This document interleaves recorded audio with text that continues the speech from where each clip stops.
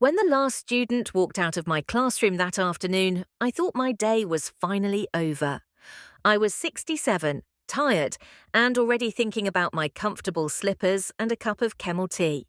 But then I saw him, Maxwell, waiting by the door, hands shoved in his pockets, eyes fixed on me like he'd been rehearsing something all day. I had no idea that what he was about to say would shake me more than any exam result or staff meeting ever could. If someone had told me that a young man in his 20s would stand in front of me and say words that made me question how I saw myself as a woman, not just as Professor Annabelle, I would have laughed. At my age, people tend to treat you like you've carefully folded your romantic life into a box on a high shelf. Safe, distant, but that day, in an empty classroom with the sun sliding down the windows, I realized how wrong that assumption was. What started as a normal college afternoon turned into a conversation that made me feel seen in a way I hadn't felt in years. No dramatic music, no thunderstorm, no Hollywood scripts, just a quiet room, two people, and a confession I never expected to hear. And the most surprising part, it wasn't about him trying to cross a line, it was about how I had changed his life and how, in a way I never anticipated, he changed mine too. Before I dive into everything that happened, I want to ask you something. Where are you watching from? Which city, which little corner of the world are you in right now? Go ahead and write your city in the comments. I love imagining these stories, echoing out into living rooms and bedrooms and kitchens all over the world. Now, let me take you back to that day. It was a long Thursday, the kind where the clock seemed stuck somewhere between too early and not late enough. I'd already taught 3 classes, answered more emails than any human being should, and listened to 2 different colleagues complain about the coffee machine in the faculty lounge.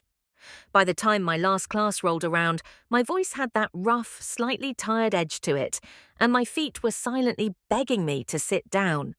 But the funny thing about teaching is that sometimes, in the middle of your exhaustion, a moment of connection sneaks up on you. That day, it came in the form of Maxwell. He always sat in the second row, not in front. Those seats were for the great obsessed overachievers, but not in the back either, where the sleepy and the distracted hid behind laptop screens. Second row, slightly to the left. He had this thoughtful way of listening, like he wasn't just hearing the words, but turning them over in his mind, trying to see the shape they made. That day, I remember he was especially focused. We were talking about personal narratives and how our stories shape the way we see ourselves. I asked the class to think about a moment in their life that changed them, not in some dramatic movie way, but quietly, like a door opening in a hallway they didn't know existed. Sometimes I told them a single conversation, a single sentence, can become that moment, and you don't even realize it until much later. I didn't know at the time that I was about to live one of those moments myself. When the class ended, there was the usual chaos, the zipping of backpacks, the murmur of conversations, the scraping of chairs. A group of girls came up to ask me about an assignment. Someone wanted an extension. Another wanted to confirm the reading list. It was also routine that I barely noticed who was still in the room and who had left. Then slowly the room emptied. My students filtered out into the hallway, the voices fading away.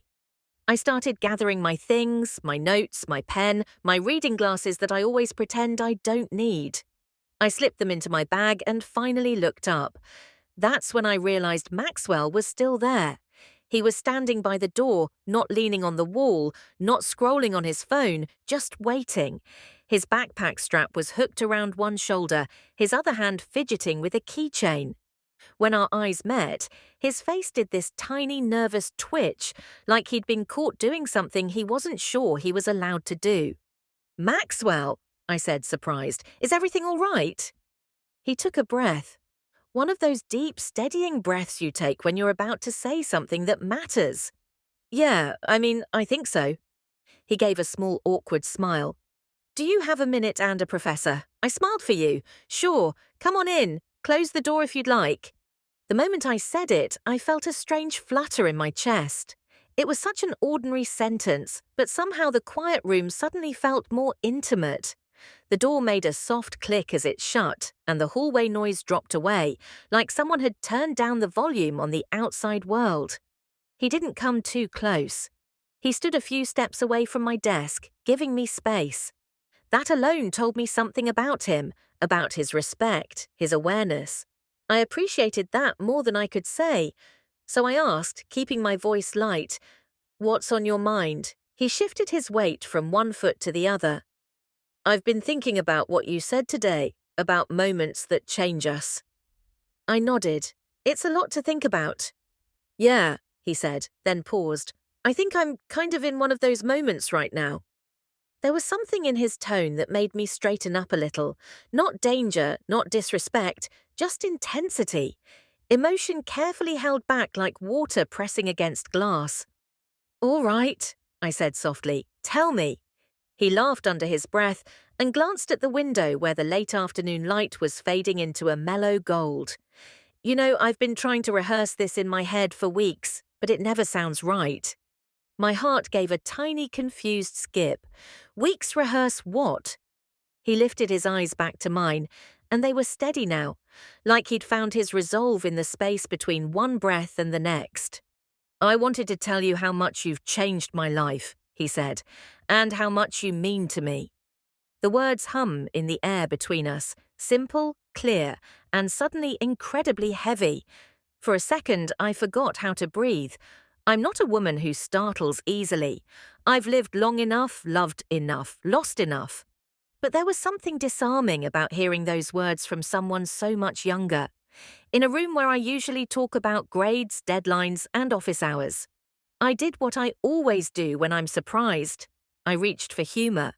"Well," I said gently, lips quirking into a smile, "that's a very big statement, Maxwell.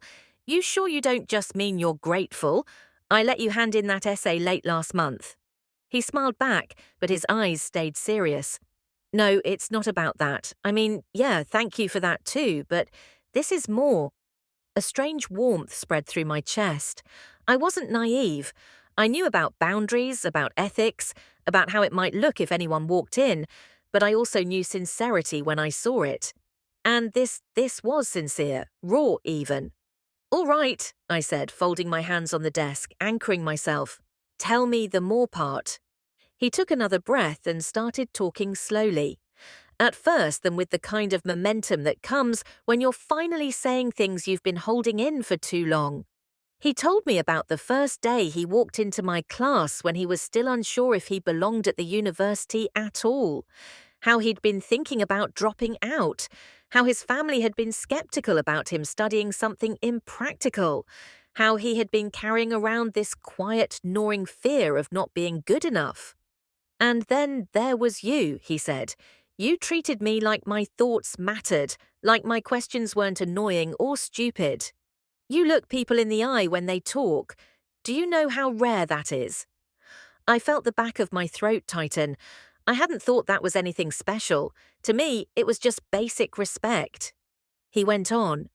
He talked about the day I'd stayed after class with him and helped him work through a paper he thought he'd ruined. The way I'd pushed him but gently. The way I told him he had a voice worth hearing. "You said you're allowed to take up space in the world." "Maxwell," he reminded me. "Do you remember that?" I squinted, trying to call the exact moment to mind. I couldn't. I say a lot of things to a lot of students, but hearing my own words come back to me like that, it was like seeing a version of myself through his eyes. "I remember the idea," I said softly. "I'm glad it stuck." "It did," he said, "more than you know." There was a long, quiet pause.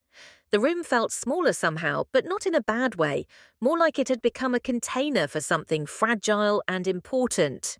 "And," he added, voice dropping just a little, "it's not just about the class or school, it's you. The way you carry yourself, the way you speak, I don't know, you're kind of incredible. And Professor." A slip made me smile. "You can say Annabelle. We're not in the middle of a lecture now."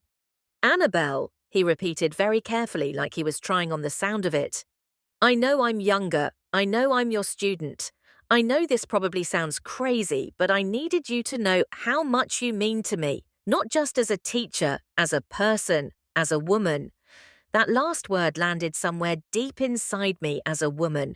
When you're in your 60s, late 60s at that, people don't often say that to you, not like this. They say ma'am, they say dear, they say my favourite professor, but they rarely look you in the eye and acknowledge you as a woman with presence, with gravity, with warmth. For a moment, my mind flashed back to younger years, to late-night conversations over wine, to nervous first dates, to the electric feeling of being desired, admired.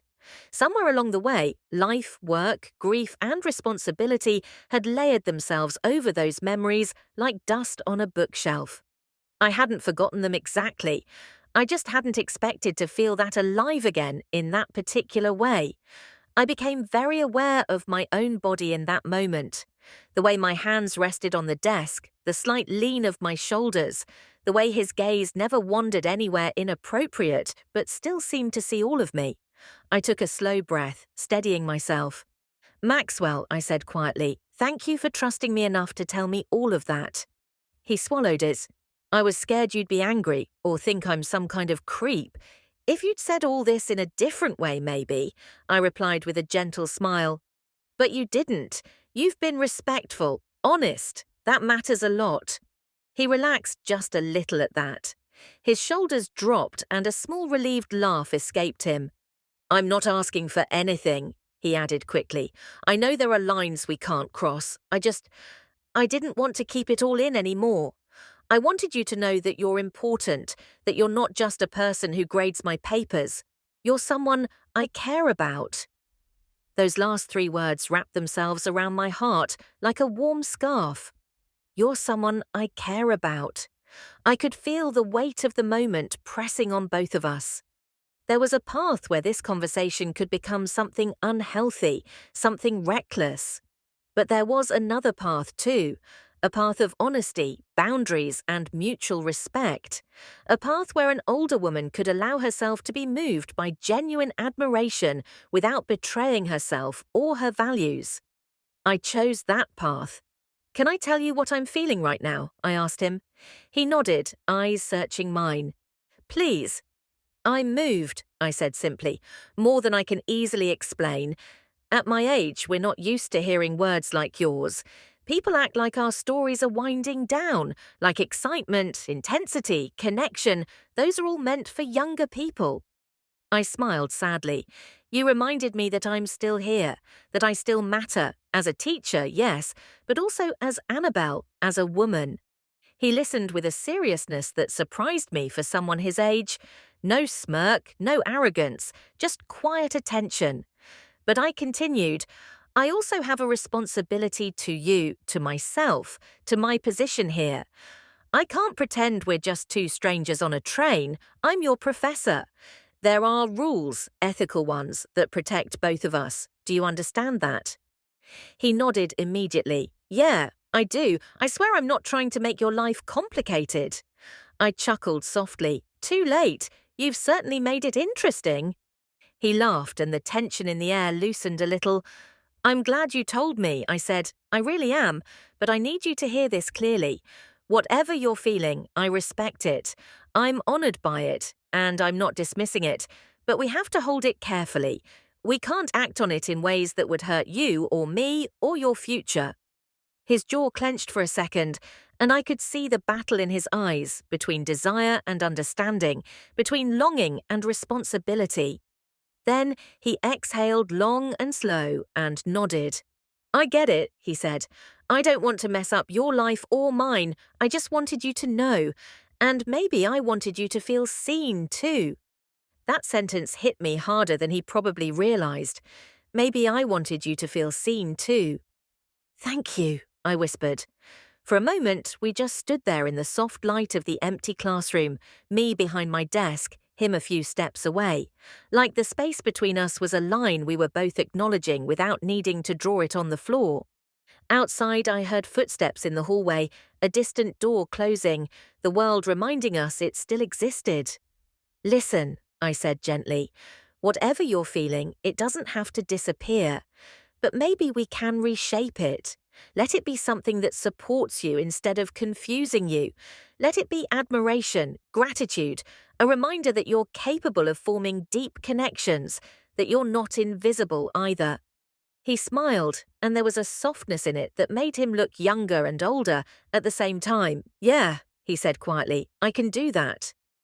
We talked a little longer about his plans after graduation, about his fears of failing, about the way he sometimes felt like no one really listened to him at home. I shared a bit too, carefully but honestly.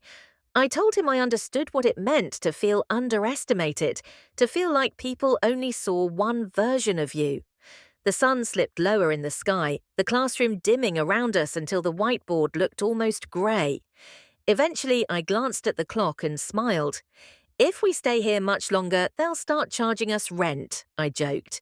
He laughed and hitched his backpack higher on his shoulder.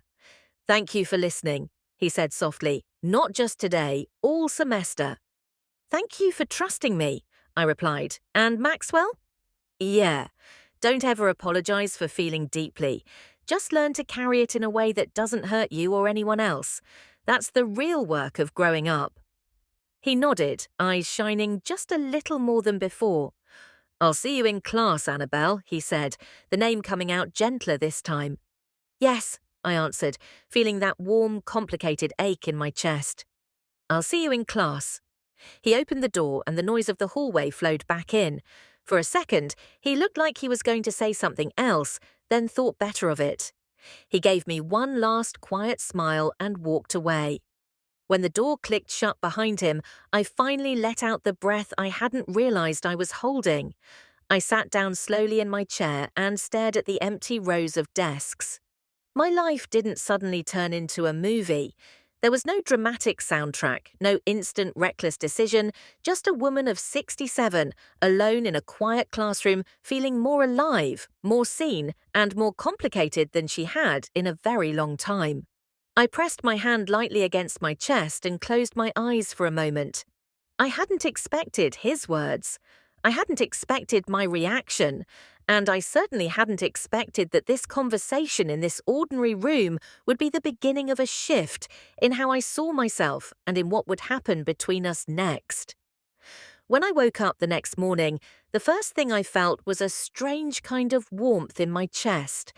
Not excitement exactly, not fear, something in between, something that reminded me I was still capable of being shaken, not by chaos or tragedy, but by a sincere moment that caught me off guard.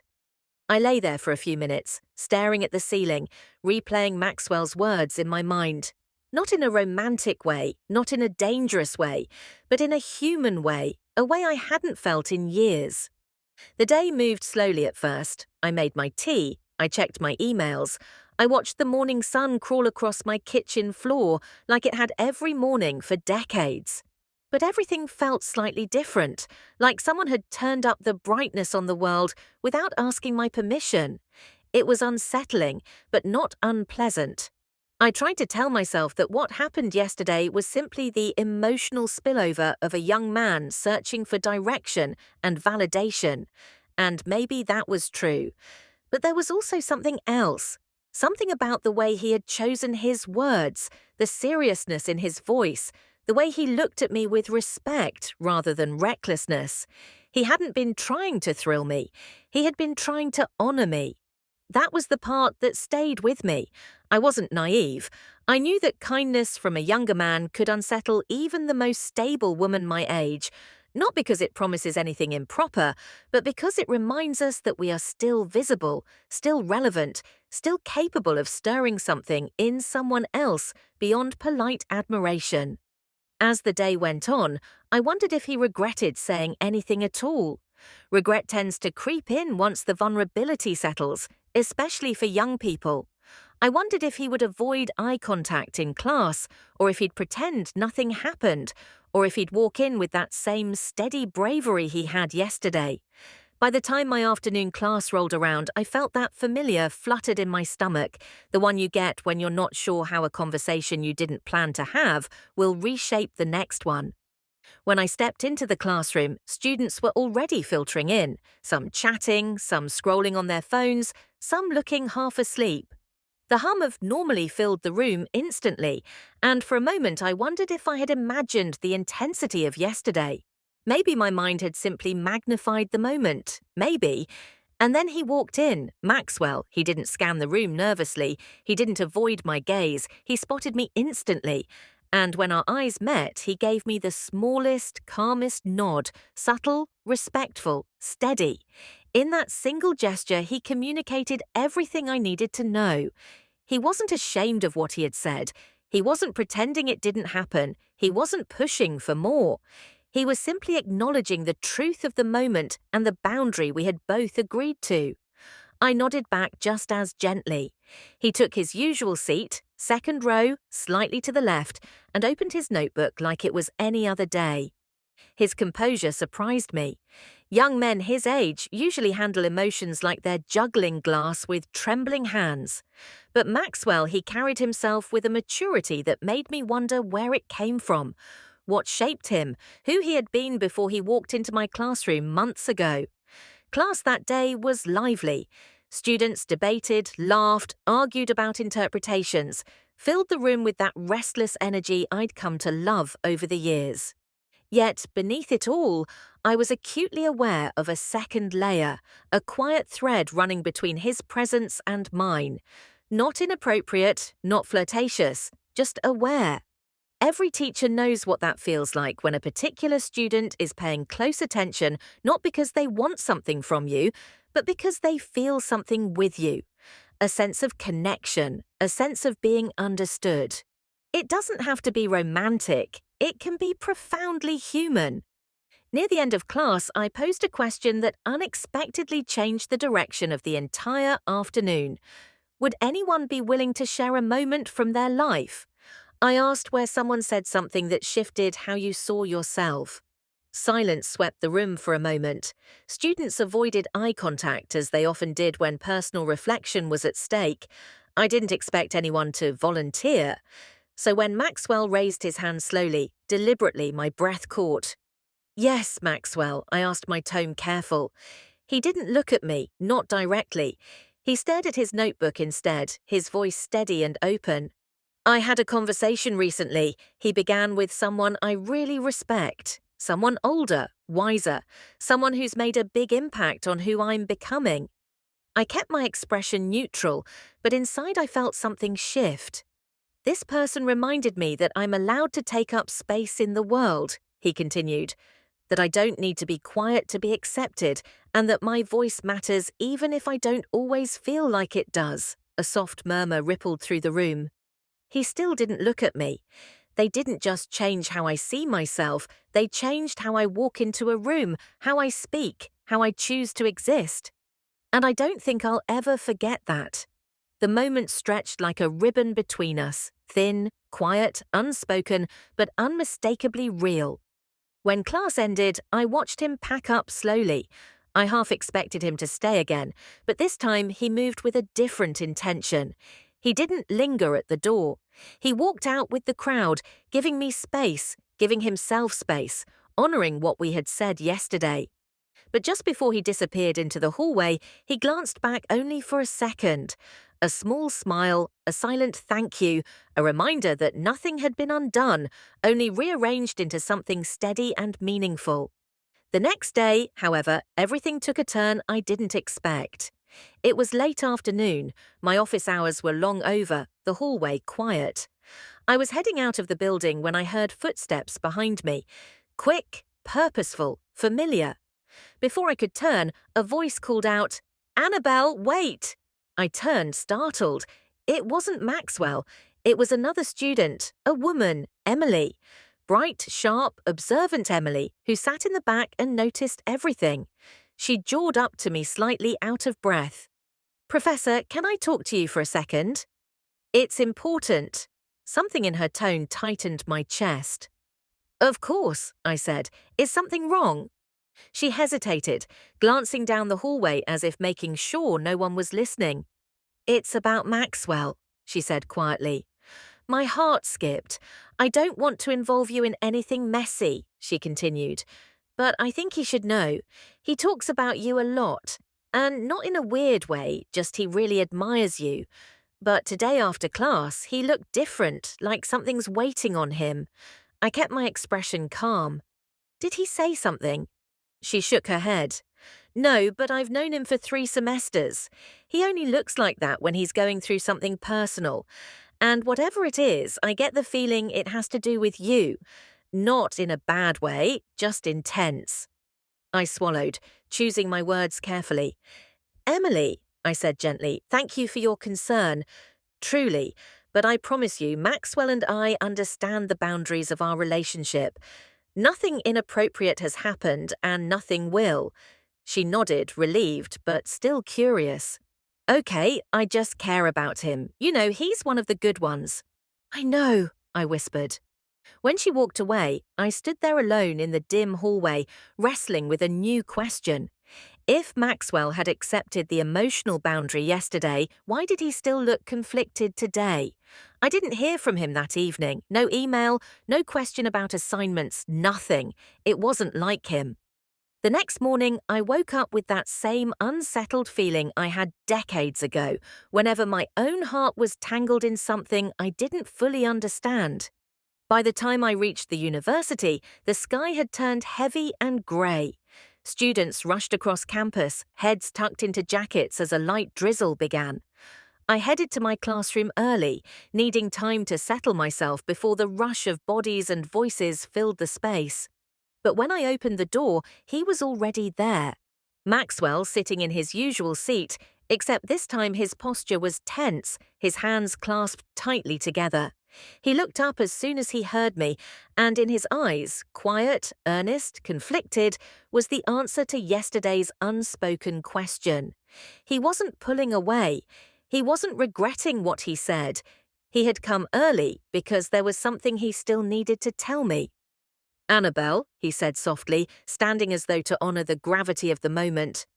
I need to say something, and I don't want to wait until after class. I closed the door behind me, my heart beating just a little too fast. What is it, Maxwell? He took a breath, then stepped closer. Not too close, not crossing a line, but enough that I could see the tremor in his voice before I heard it. I tried to do what you said. He began to carry my feelings the right way, respectfully, carefully. You did, I'd assured him. You've been nothing but. I know, he interrupted gently, but something happened last night. Something I need to be honest about. He swallowed hard, his voice low. I realized that what I feel, it's not going away.